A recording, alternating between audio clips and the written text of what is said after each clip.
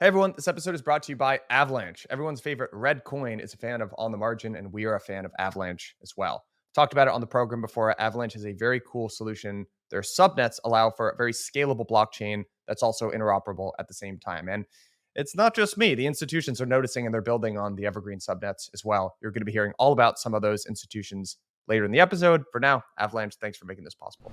Hey everyone, this episode is brought to you by Mantra, the security-first, compliance-focused L1, which is onboarding the next wave of financial institutions. You're going to be hearing all about them later in the show, but for now, Mantra, thanks for making this episode possible. All right, everyone, welcome back to another Roundup edition of, I'm going to call this Forward Marginal Guidance, because you've got me, Felix, and Tyler, but we are joined by none other than Mr. Jack Farley. And this is a doubly special episode because this is a reunion episode between Jack and Tyler. This is a pleasure, guys, to be sitting on. Great to be here, and yeah, good to see you again, Tyler. It's been a while. You too, Jack. Yeah, my protege. I love this so much, seeing you guys together back on an episode. Just, I don't know, brings me back to, what was it, like 2019 or something, when you guys were last together. So Jack always busts my balls, though. Take it easy on me. I'm new at this. Oh, do I? You're the veteran now, and I'm just like the newbie. Hey, man, I'm just asking questions. We get your opinions today. That's the good thing. Okay, I'll go off. Felix, could you say a couple words about your new background here? This is like a new you. I see many books in the background here. Give us a. I've been working hard over the last week. I've just seen one too many comments about the amount of doors, or one of them was a closet, so it wasn't all doors. It was 2 doors in one closet, but it was starting to look like I was in a weird, I don't know, TV set or something. So I had this stuff. It was just out of frame, so I did some moving around. So we got some books. We got a nice mix of like finance books and like mountaineering books, which is just basically my personality in a nutshell. Got a nice little plant. What's that artwork? Is that finger painting? No, that's French culture. It's sort of like Matisse, or like a variation of Matisse. So refined.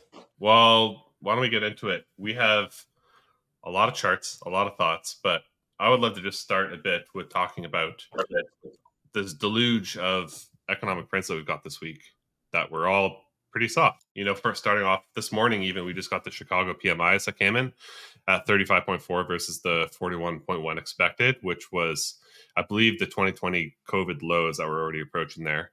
We had PCE coming today, which was pretty much in line. Initial jobless claims came in this week at 219K versus the 218K expected. We saw quarter-over-quarter GDP coming at 1.3 versus 1.6 expected. Consumer spending is down. Pending home sales at negative 7.7% versus the negative 1.1 that was expected, which for me, this was really illuminating, considering for those that listened last week when I had a bit of a rant and an analysis down the rabbit hole of housing and what was going on there, and been making the call that just seeing housing coming lower just because supply is starting to really come onto the market, and that's trickling down. So that was really interesting to me. But, overall, I think that we're really starting to see this slowdown emerge. I also just saw a few minutes ago, the Atlanta Fed came out with their latest GDP forecast, and that's coming down as well. So I don't know. I'd be curious about what you guys think. But for me, it's definitely looking like we have a bit of a slowdown emerging. On the other side of things, a lot of my perspective on this roaring economy has been a lot of fiscal impulse driven. And I've had this framework that I believe we're entering this little period of like soft austerity, I call it, because of the election, where, no matter who gets elected, it then takes time for them to get inaugurated and into January. And then it's like the 100-day plan. And that really doesn't occur until like February, March at the earliest. So really, we're not going to see any major like new fiscal bills until then. So for me, everything's coming together that, I don't know, I see a slowdown coming. What do you guys think? I'm kind of in the camp where, is it slower, but are we in a recession? Like, I don't think we're in a recession by any means. I don't think we're in a recession either. Yeah. And like, what I keep looking at is the 2s to 10s curve. Basically, this has been flattish basically all year and then some. And nothing's really telling me we're in a growth scare. It's just very flat on this 2s to 10s curves. And then, what we're witnessing, this week and the latter half of this week is, I think it's month-end rebalancing. It's mainly coming from the Qs. We've actually seen IWM rally in the face of that, which is kind of interesting. So I think we got a kind of a blow off top in the momentum factor basket that we talked about last week, midweek this week. Nvidia and all the semis were rallying, people were piling in. So this is just kind of like a consolidation. Now you're kind of on some MACD sells on the tech baskets now. But if you look at small caps, it's kind of funny, and banks actually are in the green as well. So if it was a real growth scare, I don't think you'd be seeing banks rallying, especially regional banks. So that's where I'm at. Yeah, that's a good point. I think regional banks now have a positive correlation with bond prices. So when bonds rally, they do too. Just because a lot of people perceive that they do better with lower rates. Yeah, I think Felix. This week had some bad economic data, and if every week had this level of sufficiently bad economic data, I think that we would be in a stagflationary, poor economy, mediocre economy at best, maybe a recession. But I think it's important for people to have the context. Like, yes, inflation-adjusted personal spending was down 10 basis points, but it's still like everything is still so far above trend in terms of spending, in terms of investment, in terms of real spending.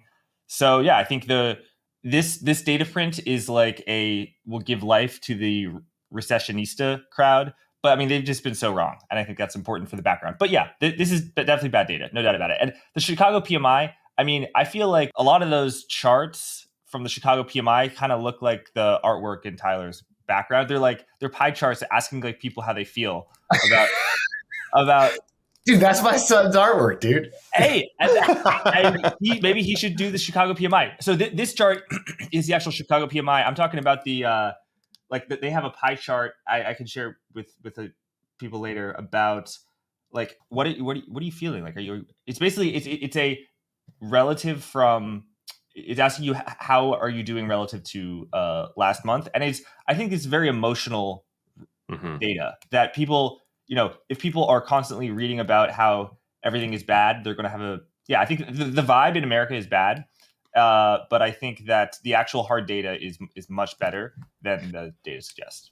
These soft data suggest. I just say that. That's a really good point, Jack. I was actually going to share this article with you guys. This is super interesting. So this is an article from The Guardian. And the title is "The Majority of Americans Wrongly Believe the U.S. is in Recession and Most Blame Biden." So here are some really interesting statistics from this poll.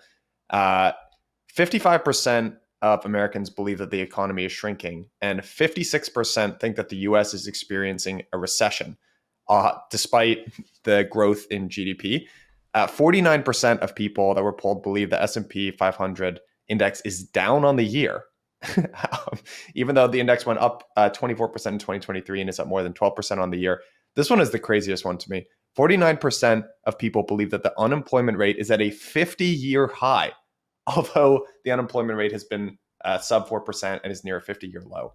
So there is this really interesting divergence in between these statistics that the Federal Reserve and the government like to cite and the general vibes of people in the US. Like those are pretty off. Like the average person probably doesn't track the S&P 500 or what historical averages are around the employment rate or unemployment rate, but it's pretty off. It's a really interesting divergence. The dispersion is crazy. It feels like so much is just off of like vibes these days. And Jack, I was listening to your podcast with Kyla, who I know has done quite a bit of work on this. Is just more the psychological impact of like economy and markets. And I think a lot back to like almost 2 years ago when the yield curve first inverted, and it was just all over in the news, and that really led somehow like that indicator has basically trickled more into like mainstream media and not just like financial core media. So a lot of people started to see these headlines of like yield curve inverting, recession every time, and just basically that paired with the dynamics of being in an inflationary economy and business cycle versus these more not traditional ones, but these ones that we've had more recently, basically since 2008, are very different. And that's leading to a lot of noise and a lot of people not being able to find the signal that it's not really that we're in a recession so much. It's more just that unaffordability is increasing. On that point, Felix, pull up a slide 19. This was a great chart from Axios. It shows the change in consumer price index as measured by normal people and versus economists. And this can explain a lot of just what real people are feeling, which is 20% cumulative inflation since Biden's inauguration. And then, we've talked about this a lot, but the adjustments that, economists and make in a lot of the numbers. So it's a lot of massaging from the policymakers to make inflation seem less bad than it is. And I think if you ask your average person, it's way worse. And then there's another interesting one. And to get back to your point on the pending home sales, if you go to slide 3, check out the U.S. hypothetical monthly payment on the median single unit home. It's up 163% since December 19. It's like, if you didn't buy your house before rates spiked, your perception of the economy is probably just completely skewed. You're left out. The only hope left is to jimmy rates lower or debt forgiveness on student loans so that people delever their personal balance sheets. So I think there's just two really. This is a battle between capital and labor. We've said it, ad nauseum, and capital keeps trying to tell labor that the inflation's less bad than it is because that way the whole pension system can keep functioning. But on the ground, your average person is feeling it way worse, which is why we're seeing the social contract breaking. And this not to get too political, but like in a fourth turning, you see stuff like the president, getting a felony charge, and that's it says everything. There's two different realities here if you ask two different people, and I would actually say largely that like the economists and all the elite class have been largely wrong on a lot of stuff, given what they look at, and this is putting a political lens on stuff is actually probably clearer. Like markets are a political decision, and they stopped being very free markets a while ago. And I think that's where I'm at right now. So, Tyler, a few things. I may represent the elite economist. Yeah, but you're not wearing your suit today, dude. Yeah, I'm the bourgeoisie. Where's your collar? Come on. That's why I wore this shirt. I was trying to one up you. I want to hang out with the guys, Guys Emporium, baby. So that chart that people were just looking at, that is for a new home, and it's mainly because mortgage rates shot up, and also just housing prices are so expensive.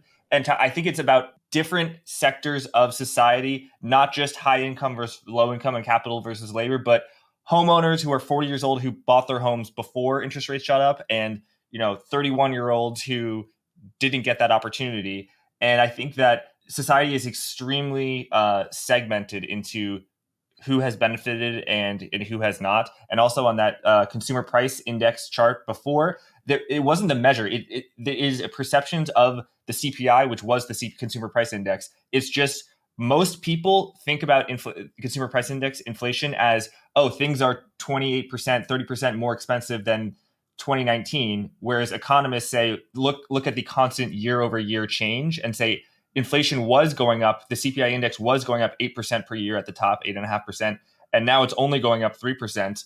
Isn't that wonderful? And I think that, number one, I mean, the definition of inflation is a rate of change of increase in the price level, not the price level itself. So if someone were to say inflation isn't going down, I mean, that is just wrong. I'm sorry. But I think that emotionally, people aren't wrong for feeling that prices are still high. And that, people in their mind, when they wanted inflation to be whipped, I think maybe perhaps a lot of people thought, oh, the price would go down to 2019 levels and they would actually have deflation. But that's not what that means. And, I look at Reagan, obviously I wasn't alive then, but he came in with very high inflation and he had a recession, kind of induced by Paul Volcker and the Federal Reserve. And the unemployment rate shot up, but inflation fell like a rock. And now, so far inflation has fallen a little bit, but it's not at the 2% target, and unemployment hasn't gone up, and people are still angry. So maybe if we had a harder landing where inflation went to 0% or 1% and the unemployment rate shot up, I'm not saying that's what I would necessarily want, but maybe people would be happier.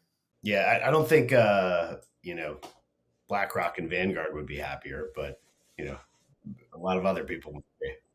I think that's fair. Like a lot of people, and linking it back to Mike's article that he posted or mentioned, a lot of people, yeah, when inflation comes down, they think prices are coming down, but rather it's just they're slowing down the increase in the prices, and that gets missed a lot. And to be fair, like I remember, what was it, last year or whatever, when we got that 0% month over month print on inflation, and Biden came out and said there's no more inflation and that sort of thing. So people are also getting, led astray a bit too. Hey everyone, this episode is brought to you by Avalanche. Avalanche is a leading network of blockchain which is giving access to some of the world's largest financial institutions to experiment and build on crypto rails. I'm a big fan of Avalanche. I've talked about it on this program before. The Subnet architecture leverages some of the best parts of IBC over in Cosmos, the interoperability protocol, and the rollups on Ethereum, with the result that if you're a financial institution, you can build on something that's highly interoperable, but also customizable and scalable. And it's not just me. Many of the largest institutions in the world are taking notice. And a couple examples of folks who are building on evergreen subnets include Onyx by JP Morgan's. They leveraged an evergreen subnet to explore how tokenization can revolutionize the asset and wealth management industry. Citi and the DTCC digital assets are testing private market tokenization on the Avalanche Spruce testnet with Wellington and Wisdom Tree. So again, some of the largest financial institutions in the entire world are building on Avalanche. Avalanche Evergreen provides a suite of institutional blockchain deployments, customizations, and tooling designed to address company-specific and industry-wide requirements for financial services. So join the institutional investors that are choosing Avalanche today. Go to avax.network/evergreen. Again, that's avax.network/evergreen and join the revolution. Avalanche, thanks very much for making this episode possible. Hey everyone, this episode is brought to you by Mantra, the security-first, compliance-focused L1, which is onboarding the next wave of financial institutions into Web3. So you guys have heard me talk about Larry Fink talking about tokenization. You've seen the clips on CNBC. You know that Larry and BlackRock are very, very excited about this idea. And the reason for that is they're looking at these trillions of dollars of off-chain real-world assets. They want to digitize those and bring them on-chain, which is going to be a massive opportunity. But in order to do that, they need a compliant L1, and that's where Mantra comes in. Mantra's been steadily climbing the ranks and now stands among the top 4 RWA projects on CoinGecko, which is representative of its rapid growth and influence in the tokenization space. Mantra's built using the Cosmos SDK, so they have some very cool stuff out of the box. They've got IBC interoperability. They also leverage CosmWasm smart contracts. Very cool design from an architectural standpoint. The next phase on the blockchain's testnet is Hongbai, so that's launching soon. So if you're a dApp developer or something like that, there's a lot of very cool opportunities for you, and I highly recommend that you click the link at the bottom of the show notes. That'll know that I sent you. Thanks very much again, Mantra, for making this possible. And again, guys, click the link at the bottom of the show notes. Felix, you posted something really great in our group chat this week, which was, I thought this was just such a funny headline, which is, this was from your boy Trudeau. Trudeau says, real estate prices need to be more affordable, but lowering home prices would put retirement plans at risk. This is really giving out the whole game. He said the quiet part out loud. Yeah. Yeah. I mean, this is beautiful. This is like exactly what the issue is. This is the problem. Like, it feels unaffordable for everyone that doesn't own a home, but the price needs to stay high so that people... For boomers. Yeah, this hits the nail on the head of, is housing an asset class or is it a thing that people use to live? And it clearly is both, but the latter is definitely more important. Also, it's like these boomers don't need their prices, the price of their house. It's not like they are, borrowing against their stock market, or they're actively trading the market. Like, it's a psychological thing of how much their house, they just want their house in their mind to be, oh, I'm up, But also, like, home equity line of credits are attached. I was going to say, like, at least, yeah. Here in Canada, that's like people's pension plans is their house. Like, it's okay. It's Fair enough. That's a good point. What's going on in Canada, Felix? I saw this. I got served some rant this week on just the price of housing in Canada, and I saw that some crazy percentage of the cost that wasn't even related to labor or land and real estate costs or whatever. It was just the permits that are required. And it seems like an enormous part of what's driving housing costs is just supply and just sort of this like government bureaucracy around building new homes. It's pretty shocking that I think the second largest country in the world has a housing problem. And yeah, it has to do with supply. It has to do with permits. For example, like I'm near Vancouver, and there, it's one of the most expensive real estate markets in the world. There's been a lot of capital flows into that market from China and that sort of thing that have been bidding up, but also their building permit system is basically, there's another, I don't know the specifics, so I may be wrong here, but there's another level to it that makes it harder to get approvals for building permits, basically. So it's basically, we're seeing more regulatory red tape leading to less supply and construction coming onto the market. And there's a lot of views from some people that that is there by design to basically constrain supply coming onto the market to basically protect housing prices in there. So there's a lot of that's creating a huge constraint and bottleneck on supply coming online. But there's a lot of political motivation right now. Basically, we have like a Canadian election coming in, I think 2025, fall of 2025, and right now, like Trudeau's he's the prime minister, obviously the Liberal Party, but Conservatives are almost like doubling them in the polls right now. So like if the election happened today, Conservatives would win by like a majority, like a total landslide. So there's a lot of political motivation to try to get housing and unaffordability down, basically from the younger, like Gen Z has gone full conservative over here, which very rarely happens. Like that has traditionally been a pretty core liberal base. So there's a lot of motivation right now to try to get supply to increase, and basically because that's driving so much of the unaffordability. And I definitely feel it. It's really difficult. So yeah, it's really tough. Like we've commoditized our real estate market here, and turned it into like the core savings vehicle for retirements. And now that's created this dispersion between the haves and the have-nots. You know what? I saw a little bit of this in California as well when I lived there, five or so years ago.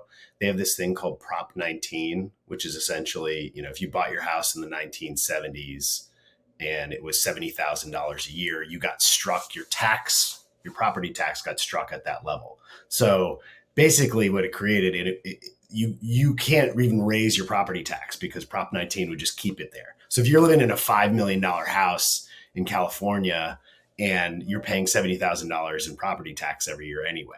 And the motivation was like, because they wanted, they didn't want older people who were on a fixed income to essentially like have to sell their house and move, because if property taxes went up, they couldn't afford it. So it was good incentives. It's like road to hell is paved with good incentives. But what that does is essentially just like keeps the supply of homes, because no one can sell, because then they have to pay a higher tax basis at whatever they buy the house at. So it's a Ponzi scheme. And it turns everything into Gotham, where, you have insanely wealthy people. And like, there's people that can't even sell their $5 million homes because they're like, well, I can't even move into a $5 million home, or a $3 million home at a higher tax base because my income won't sustain it. So that supply, the dearth of supply just keeps getting worse and worse and worse. It's like a boa constrictor. And what happens is like, millennials like me move to Texas, and this is a secular theme. Like this is happening in coasts, it's why everyone's moving to Texas, Tennessee, Florida, and it's just going to keep going. There's no way out of it because the politics won't allow it until there's like a demographic shift. And so like, I think Canada's kind of dealing with your same thing. But what's interesting is economies in Texas and Florida, they're getting stronger and stronger. They have a $30 billion surplus. So like relative to California, which has a deficit, there's a diaspora of people, and it will just keep squeezing and creating that self-fulfilling cycle to move from the left to the right. And I think that's why you're probably seeing that the Gen Z in Canada is more conservative, because they have completely different problems than boomers ever did. Tyler, that dynamic has been exacerbated by the extremely, like the sub 3% mortgage rates that got handed out in 21, 22. I mean, it just took an enormous amount of supply out of the housing market, and it's not coming back online because no one could afford to move into anything that's even roughly equivalent. Like that, this chart here that Felix was just showing of the hypothetical monthly payment for a single unit home. And this just tells you basically you're locked in. So if you got one of those sub 3% mortgages, congratulations. You are going to be living there for the foreseeable future. Yeah. And if you want to move, you got to move up the curve. You got to move from the $1,000 to the $3,000. Right. I saw this firsthand. Like I'm the beneficiary of this. I moved to Austin in 2019. locked in like a 2.87% mortgage, immediately get, $500,000 of equity in my house because it explodes when, they start printing money. And now you guys are screwed just because I'm a couple of years older than you. It's very annoying because it's literally has everything to do with timing. But I think this is why, if markets are a political decision, they are going to have to do something. It's the reason why everyone pivoted on crypto. They're going to have to create a giant boom in crypto so that your generation has some wealth accumulation. Like there's no other way. Hello, listeners of On the Margin. I've got good news for those of you who are in the crypto scene. Blockworks is bringing back permissionless. We're going to be doing permissionless 3, and this year we are heading west. So we're moving that out to Salt Lake City. That's going to be October 9th through 11th this year. We've got a phenomenal lineup of speakers for you. So we've got Balaji headlining. We've got Sriram, Munib, Matt Hogan of Bitwise, Jan Van Eck. This one's going to be a blast, guys. And I saw many of you out in London for a DAS this year, and I hope to see you out in Salt Lake for permissionless. And because y'all are such faithful listeners, if you use code MARGIN10, you're going to get 10% off your tickets. Appreciate you all. Hope to see you out there. Okay, so speaking of that, Joseph Wang, if folks follow him, he's on Jack's excellent show, Forward Guidance, fairly often, wrote for one, I think the first time ever I've seen him write something dedicated to crypto. So you can link this in the show notes. I think you have to, this is behind a paywall, but it was an excellent piece on, the title of the piece is Crypto Rebalancing. And it was a super interesting train of thought, and it's related to housing because the idea is that there are tailwinds behind crypto because of this bipartisan legislation and vibe shift that's going on right now within the political sphere. So SAB 121, the ETH approval that's getting pushed through. By the way, S1s from all the ETH ETF issuers, I believe, are also due today. So in addition to the 19B4s, they needed the other S1s. So it's moving way faster, I think, than anyone thought. But anyway, Joseph sees these tailwinds and then connected that crypto are momentum. Crypto investors tend to be much more momentum driven than other forms of investors, which just resonates if you've been around this space for a little while. He's got a couple of charts here just about demonstrating sort of the momentum-based tendencies of crypto investors. His next train of thought is that those crypto investors, there's data to support that they actually rotate those gains into housing and equities. I'm not sure about equities personally, although there is this, he's got this really interesting chart here, which actually shows that by income class, there's a really high correlation in between. Basically, if you're in a certain income class, whatever it would be that you would expected that you'd own in equities, that's roughly the allocation that you're putting towards crypto, which is super interesting.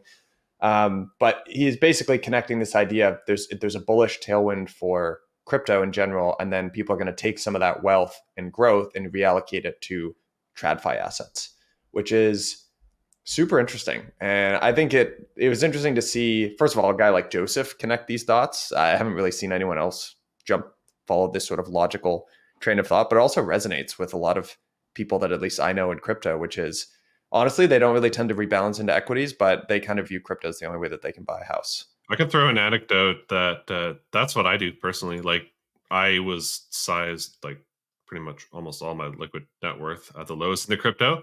And as I take profit, I move it into like SPY basically. And to me, that just locks in and like solidifies, because obviously back then I had that was a lot of beta to take on. And as we're getting higher, the risk increases to have that much beta. So for me, it's a nice way to basically take profit by just lowering my beta, but still being exposed to upside. So when, when we hit all-time highs, I took a chunk and just basically moved it into equity indexes.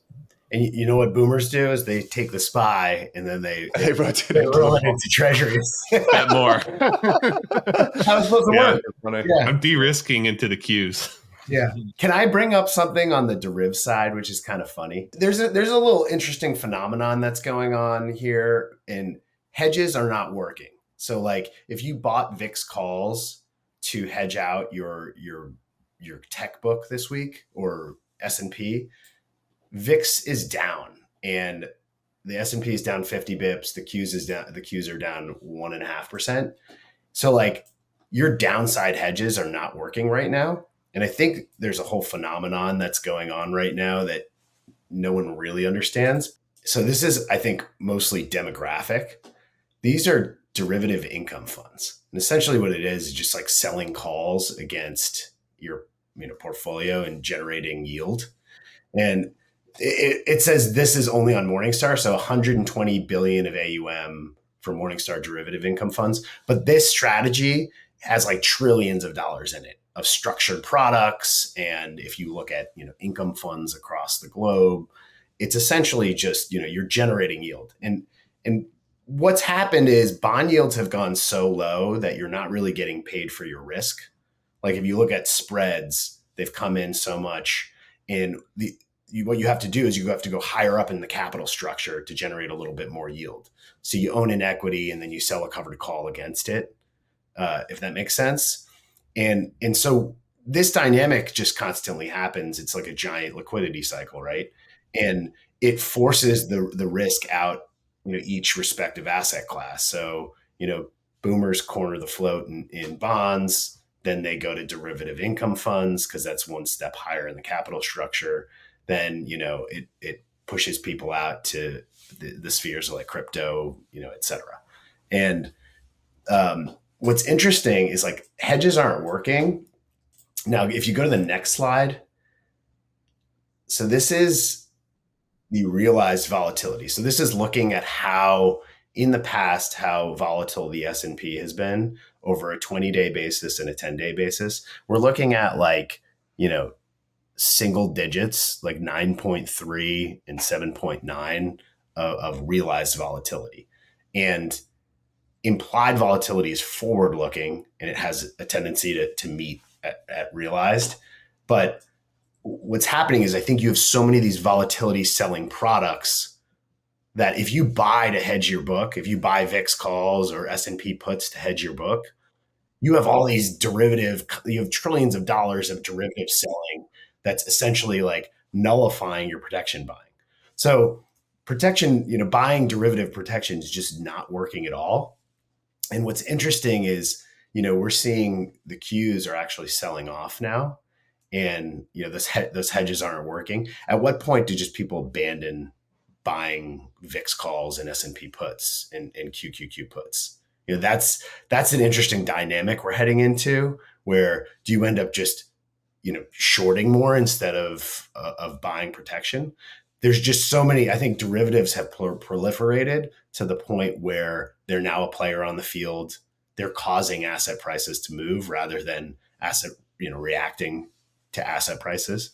So, but the long story short is this embedded short vol trade, I think inevitably during a summer months should have the market slowly grind higher when you have, these buybacks. We're getting some month-end rebalancing, I think, today, which is why the Qs are down. We were obviously overbought on the RSI, all these basis, but this phenomenon is what really, I think, is driving the market, and why all these practitioners on growth and earnings and PE multiples, like this is 95% of everyday stock price movement has to do with these derivative products. And everyone spends 90% of their time analyzing, earnings growth multiples, but like not the market structure stuff. So I just find that really interesting. Tyler, do you think that this increased vol selling, is it creating the same recipe for like a repeat of like Volmageddon in 2017-18, or is that different? I think that was different because you had like the VIX ETF products that were like XIV and stuff. Yeah, and Mike Green is obviously like more of an expert in that. I think Jack actually probably might even be more of an expert in that than I am. But yeah, I don't think it's set up the same way. But there's definitely like a lot of the stuff is just vol dampening because you're selling covered calls, and that's not necessarily like this gap risk lower where you're going to wake up and the market's going to be down 20%. Yeah, I'm looking. So I think XIV literally just shorted the VIX, which obviously, if you short the VIX at 8 and it goes to 16, you're down 100%. If it goes to 17, you're down more than 100%. But here they short the VIX, but then they also own calls on the VIX. So they kind of have a capped loss theoretically. That's SVIX, which has been performing very well. But Tyler, at what point do you think that this short vol trade unwinds? If everyone is short vol and then realized vol picks up, people are going to have to cover and buy vol, and then you would get another Volmageddon. I mean, within the next 10 years, I think that's a very likely scenario. That's just how markets work. I'm going to disagree, because Okay. I think this is where you get into the markets as a political decision. It's what Trudeau said, right? You can't, like, because these are people's retirements. It's the reason why, like, the Chinese bond market is so strong. They've made a political decision so that their bond market stays strong and our equity market stays strong. Like, I think we're part of this, like, things are so centralized where you can actually change the rules on the field from a policy perspective, so that short vol trade just keeps going and going. Life insurance companies need it, pensions need it, endowments need it. The whole system is based off it. So eventually, like, their whole existence is to keep this trade going. It's why guys like Chris Cole, who ran long volatility funds, are out of business, because you're on the opposite side of the government. And that's really what's going on. Actually, I do think that, Felix, that that anecdote that you just shared about rotating your crypto gains into the Qs is one of the purest examples I've seen in the wild of QE at work, which is you are pushing people out. Like, you are doing exactly what the Fed wants you to do. You have moved out along the risk spectrum. You've taken this super understood behavior of, like, rotating assets, and you just done it. You're just at a further place out along the risk spectrum, because the table's been set that that's the way that you can afford things. I mean, that's, like, beautiful in a sense. Yes, portfolio rebalancing is definitely a thing. Tyler, just to follow up on that, what happens, and just for the sake of argument, if everyone is shorting the VIX when the VIX is at 1 and realized vol is at 1 and then it goes to 60? Larry Fink can make as many calls as he wants. It's going to unwind. I don't think that's what's going on, though. I don't think they're shorting the VIX. I think they're selling calls on single stocks all over the market, covered calls. Like, I don't think this is like there's not one fund out there that is just selling that. This is like stultifying volatility across the market on a generational perspective, right? You're slowly you're picking up nickels in front of a steamroller of yield. Equities are created into bond-like proxies, right? That's what's basically going on here. So that, like, you just take a little bit more out of the market, a little bit more out of the market. It's what it is it just constantly centralizes power. It centralizes into these centralized asset managers. Like, and what you have to do if you want the social contract to stay intact is you have to open up the frontiers of investment, so that, like, crypto, I've said this a couple times, but, like, so you have ways to, like, have higher growth than that just rate that bond yield in large cap equities, if that makes sense. Yeah. So selling covered calls, I don't think it is a wonderful investment strategy for a lot of people, because, like, you're basically just short a put, and if the stock market crashes, then you'll be selling calls as the market explodes higher from the bottom, like in March 2020. However, from a systemic risk point of view, I think you're right, because it is a covered call. People do own the stock, and they wouldn't lose something that they don't have. Yeah, you get the cash, and then you just reallocate the cash to invest. But, like, 90% of options expire worthless anyway. So, like, your rate of getting called away is not, if you're writing the right cover calls, like, it's not that bad. So you're still probably enhancing the yield of your portfolio somehow. You just turn the equity market into a bond is what I'm kind of trying to say. And that's why boomers are in all these products. They're basically, like, stifling volatility across the market. And that phenomenon is just really kind of funky, that, like, I don't see great work, like, for people doing this. Chris Cole was the one guy that, like, did really great work. He ran our Artemis fund, but his whole premise was everything was going to blow up, but we're still seeing buybacks at a $1 trillion rate. Shout out Chris Cole. He had some really great papers during that time when he was there too. Check this out. Go to slide 19 if you can. This is everyone keeps saying the Fed, they're probably not going to want to move in an election year. And I thought this was a really good chart from Bank of America. Actually, the anomaly is that they don't do anything. So the shaded areas here basically show they've either hiked or cut rates in a presidential election year, except 1 year, which was 2012. So the fact that everyone's like, they're not going to do too much, it's quite possible that they actually do. And in fact, look at the 80s where they were just like massively changing stuff. So I don't know. I think you could get a lot of fireworks from the FOMC. To be fair, back in the 80s, they didn't really have forward guidance, so they couldn't use the expectations channel. But I do think that's a fair point.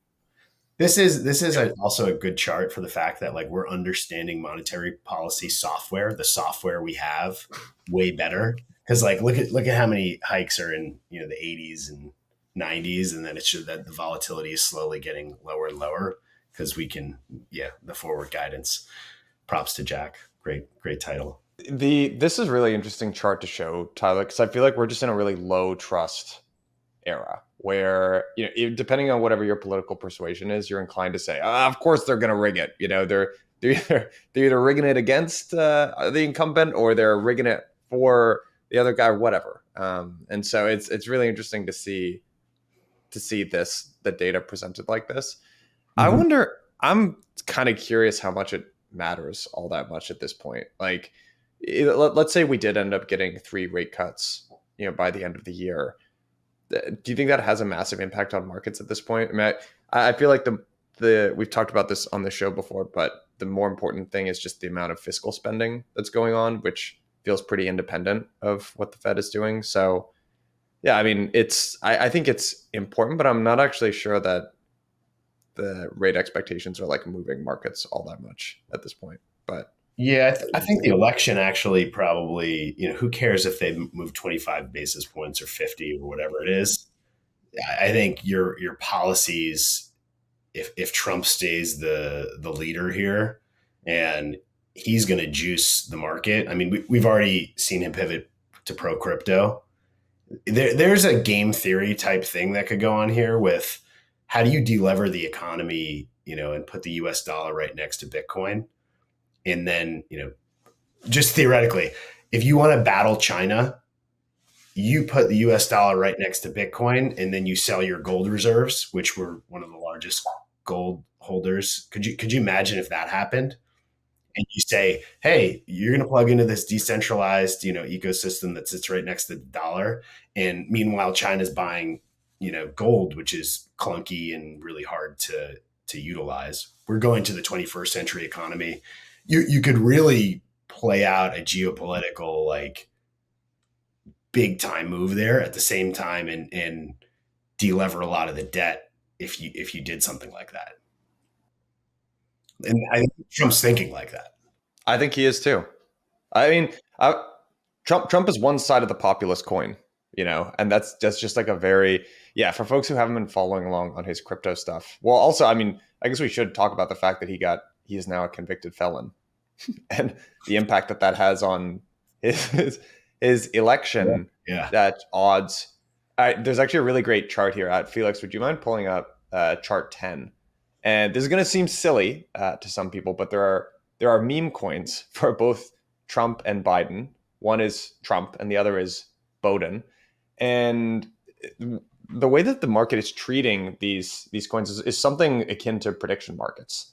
And I don't think it's perfectly one-to-one. These are really inefficient markets people don't fully understand. I don't think it's like, it's probably just more, each coin performs based on where people think attention is going to go. But this is an unbelievable chart, I think, because this is showing, the Trump meme coin is on top of the yellow and the Biden is on below with blue. And you can see this perfect inversion around when Trump's, the indictment was, or his conviction was announced. Obviously, we're still a little ways away from sentencing, but immediately Biden peaked and Trump dove, and then the prices just rebounded entirely. And I think what that says is actually probably that Trump supporters aren't going to care about these felony charges. If anything, it's probably just going to embolden them. I don't know if you guys saw that the donation platform that Trump's campaign runs crashed immediately following this. And honestly, this is probably going to rally his supporters who now view this as a witch hunt. And again, this isn't a political podcast. This isn't my forte. I don't know. But based on what I sort of know about internet culture and how these things tend to work, I feel like that's what's going to happen. Yeah. And yeah, I think he's going to be bullish for markets without commenting. Yeah, I think this is going to anyways. rally his base like crazy. I think this was a huge miscalculation in terms of, going, like, you can decide the validity of, protecting justice and democracy. And, if there's criminality, to pursue criminality to its full extent, but there's also, there's discretion around that. There's discretion around, like, judges take which cases they take up and that sort of thing. So there is some sort of subjectiveness baked into this. And I think that calculation of subjectiveness was, again, a huge miscalculation. I think it's going to rally his base like crazy. They have something tangible to, like, basically chew into and say, point at this and say, look, what's happening? They're vilifying him. And I think it's going to do wonders to his polling. I think it's going to be a repeat of what happened in 2016, where, CNN and the rest of the mainstream media used him as an opportunity to basically increase the ratings a ton, but also basically handed the election to him in the process, just because of the amount of attention that it gave him and validated him. And I think that's going to happen again this time.